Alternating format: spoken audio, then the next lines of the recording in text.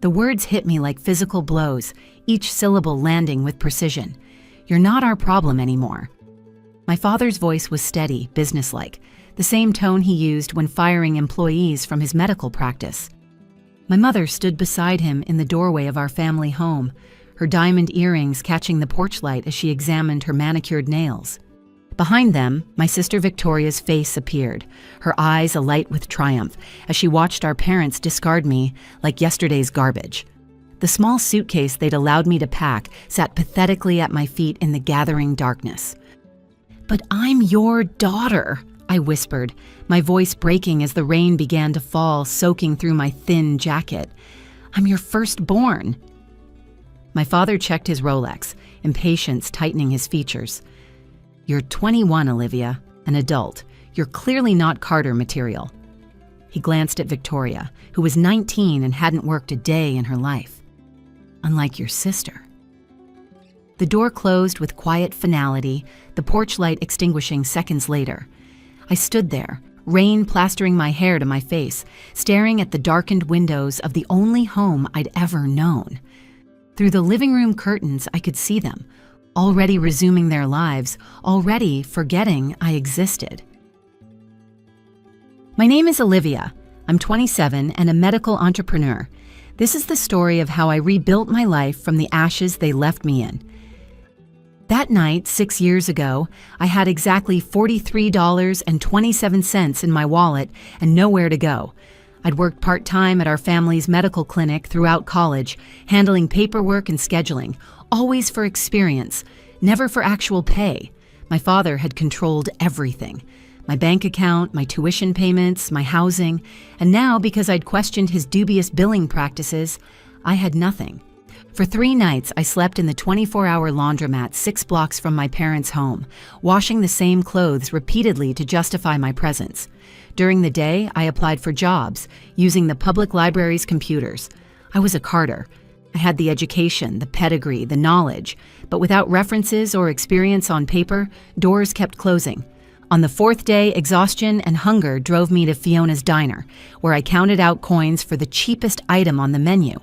Fiona Wallace, the owner, brought me soup instead of the plain toast I'd ordered.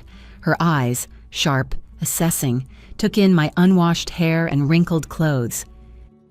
"You're Gregory Carter's girl, aren't you?" she asked, sliding into the booth across from me. I stiffened, preparing for judgment. The Carters were respected in our community. Who would believe I'd been thrown away? Instead, Fiona leaned forward. "That man ruined my sister's physical therapy practice with his insurance scams, drove her right out of business." She pushed the soup closer to me. "Eat, then we'll talk about the job opening I have." That soup was the first warm meal I'd had in days. The waitressing job that followed was my first step toward independence. I worked double shifts, saved every penny, and slept on a cot in Fiona's storage room. Within months, I'd saved enough to rent a tiny studio apartment. Within a year, I'd earned a scholarship to finish my business degree. I never took a cent from my family again. I never tried to contact them. But I watched from a distance as Victoria graduated from medical school with honors, joined our father's practice, and became engaged to Dr. James Patterson, the hospital's rising star surgeon. I watched as my parents expanded their clinic into 3 locations, their reputation growing alongside their wealth. What they didn't know was that I was building something too. Using knowledge gained from years of working in their clinic, I developed a medical nutrition supplement line that addressed gaps in patient care. I secured investors, patents, and finally a distribution deal with National Medical Suppliers, the same company that provided equipment to my father's clinics. By 27, I was CEO of Carter Medical Nutrition, deliberately using the family name they thought I'd dishonor. My company was valued at $12 million, and I was about to become their biggest competitor, and they had no idea. Until today. The invitation to Victoria's engagement party arrived by mistake, addressed to current resident at my old apartment, forwarded twice before reaching me. I recognized my mother's handwriting immediately, the elegant loops and precise angles unchanged after 6 years. The Bell Harbor Hotel, Saturday at 7 p.m., black tie optional. I stood in my penthouse office, the invitation trembling slightly in my hand as my assistant Nora knocked and entered with the day's reports. "Everything okay?" she asked, noticing my expression. I smoothed the heavy cardstock between my fingers. "Yes," I said, a plan already forming. "Actually, I need you to clear my Saturday evening and call Diane at PR. We're going to move up the announcement of our hospital partnership." When Nora left, I opened my laptop and pulled up the file I'd been building for years. Every questionable billing code from my father's practice, every falsified insurance claim, every instance where patients were charged for procedures that never happened. And most damning of all, the tax records showing they'd been using my social security number to hide assets long after throwing me out. 6 years of methodical documentation, 6 years of waiting for the perfect moment. During my time working at the clinic, I'd made copies of documents showing irregular practices, insurance forms that didn't match patient records, duplicate billings. After being thrown out, I maintained contact with Maria, the clinic's longtime bookkeeper who had always been kind to me and was growing increasingly uncomfortable with what she was seeing. Through our discreet monthly coffee meetings, I gathered evidence while building my business connections. Saturday night, I arrived at the Bell Harbor Hotel at exactly 7:32 p.m. Late enough for everyone to be present, early enough for maximum impact. The doorman recognized my name from the approved vendor list. I'd arranged for a champagne delivery that would never arrive, having called the hotel earlier that week, posing as my mother's assistant to add my company to their approved vendors. I chose a simple black dress, elegant but forgettable. Nothing that would draw attention until I wanted it. My heels clicked against marble floors as I approached the ballroom, each step precise, measured. Through the open doors, I could see them, my family, unchanged, yet unrecognizable.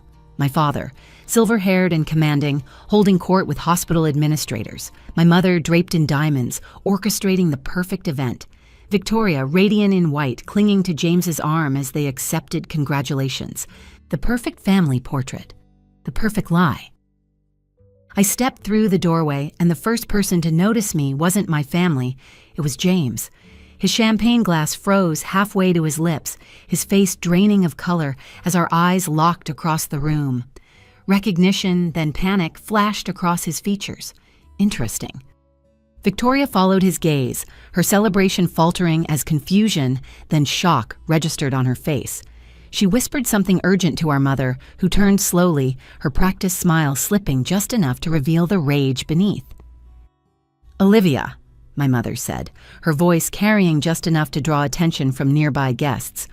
"You weren't invited." The surrounding conversations quieted as guests sensed the tension, their curiosity piqued by the unexpected drama. I smiled, not warmly but with precision, a scalpel of a smile. "Hello, Mother, Father." I nodded to each of them, ignoring Victoria completely. "Congratulations on the engagement." My father stepped forward, positioning himself between me and the other guests, his voice lowered to a dangerous whisper. "What are you doing here? You need to leave. Now." I tilted my head slightly. "Is that any way to greet your firstborn daughter? The one whose social security number you've been using for tax fraud for the past 6 years?" His face hardened, but I caught it, the flicker of fear behind his eyes. "I don't know what you're talking about." "Don't you?" I opened my clutch, removing a USB drive, "because the IRS is very interested in discussing it, as is the insurance commissioner." I turned to James, whose complexion had now taken on a greenish tinge. "And I imagine the hospital board will have questions about their star surgeon's involvement in falsified research trials." Victoria stepped forward, her white dress rustling.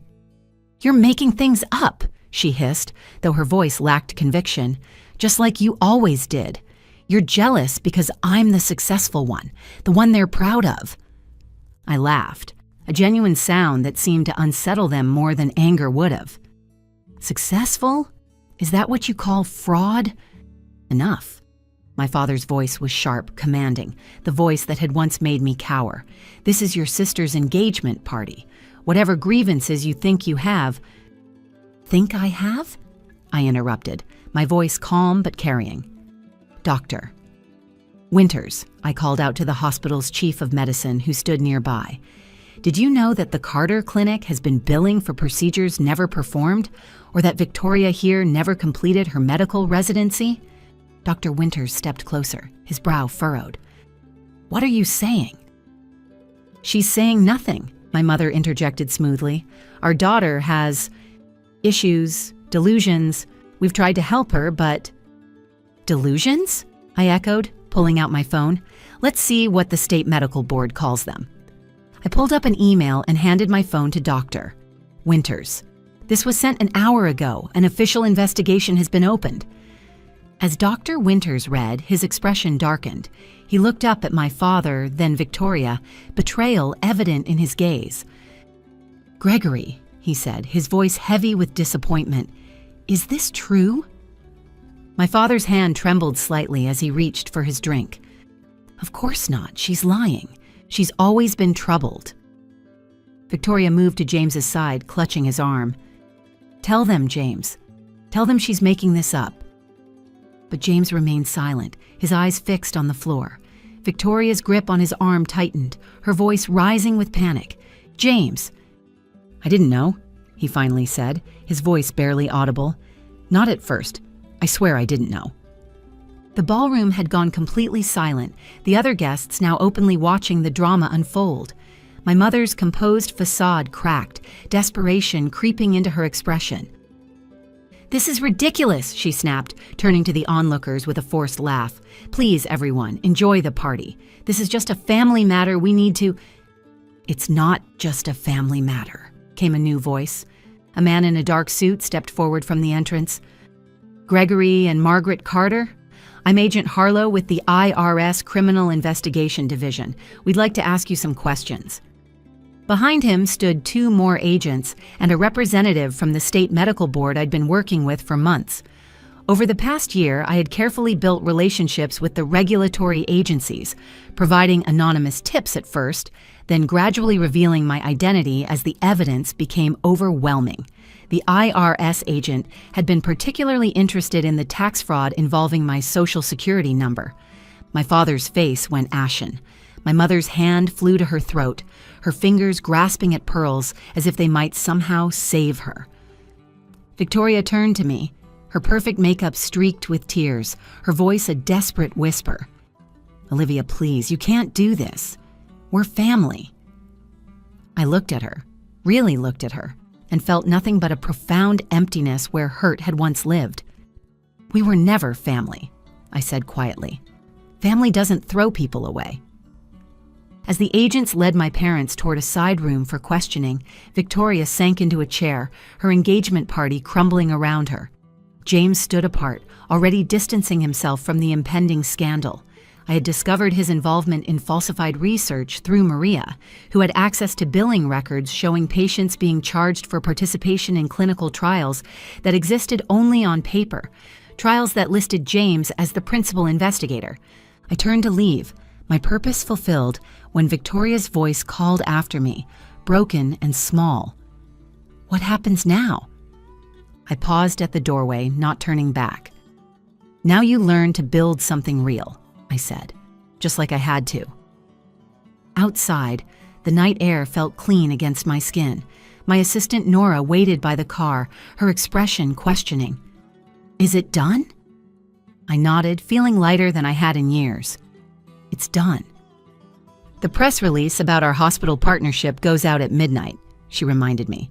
"Are you sure about the timing?" "Absolutely," I said, sliding into the car.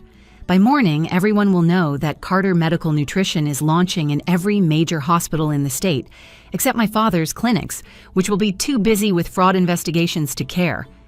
Nora glanced at her tablet. "The reservation's still good at Eloise's if you want to celebrate." I considered this, then shook my head. "Number, take me home. I think I'd just like some quiet tonight."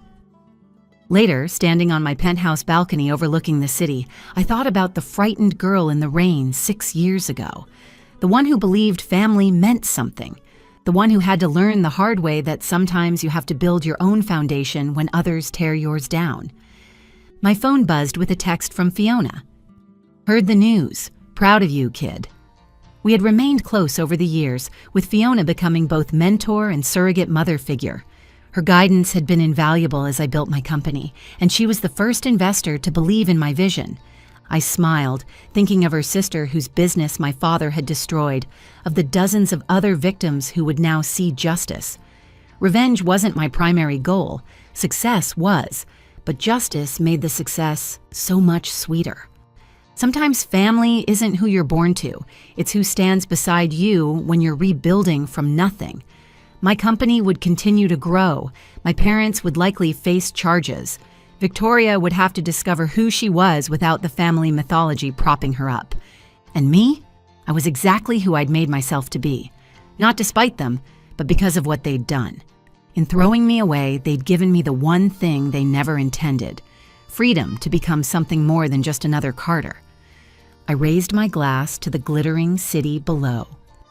To building something real, I whispered to no one and everyone.